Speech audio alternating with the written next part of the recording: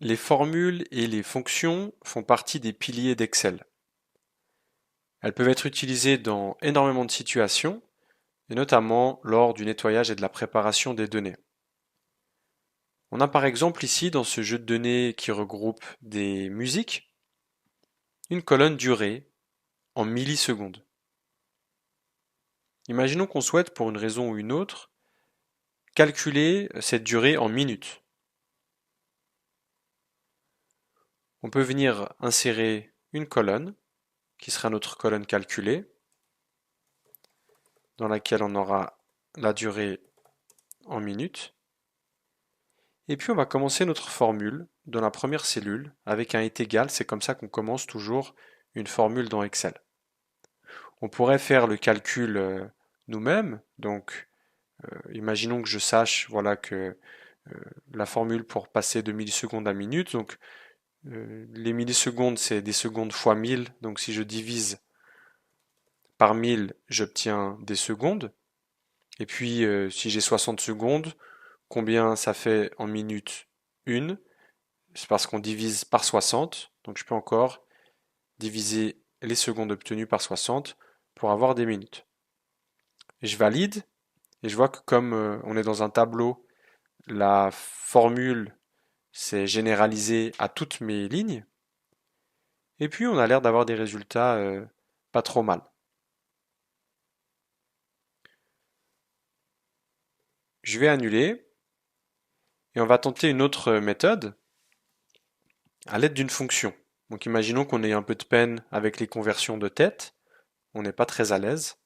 On va utiliser une fonction, donc dans Excel il existe énormément de fonctions, presque pour toutes les situations, ou des combinaisons de fonctions, et on a une fonction convert qui nous permet de convertir, passer d'une unité à l'autre. Donc je sélectionne ma fonction une fois qu'elle apparaît soit en double-cliquant dessus, soit avec la touche Tab, et là Excel nous accompagne en nous disant que ce qu'il souhaite en premier argument, c'est un nombre. Donc c'est le nombre qu'on veut convertir. Je vais sélectionner la cellule juste à côté parce que c'est elle que je veux convertir.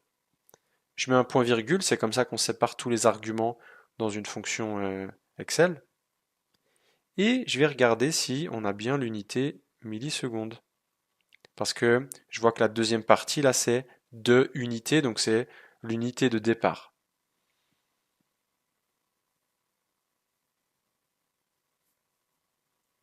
Donc on a ici des années, des jours, des heures, des minutes et des secondes. Malheureusement, on n'a pas de millisecondes.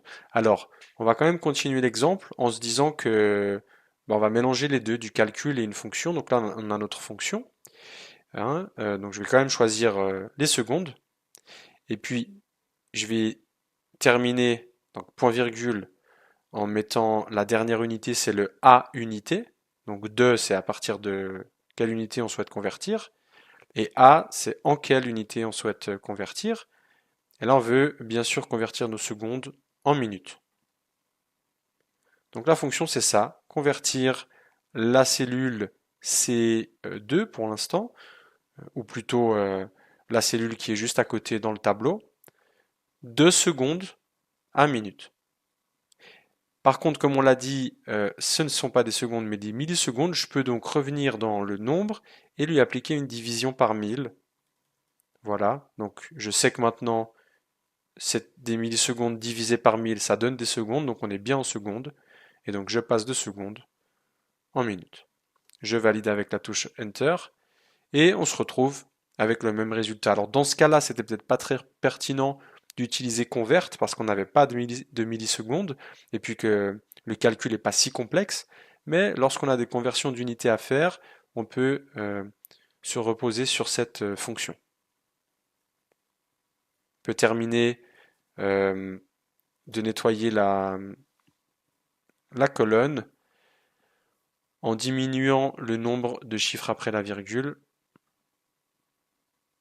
Voilà. Donc là, le premier morceau dure 3 minutes et 52 secondes.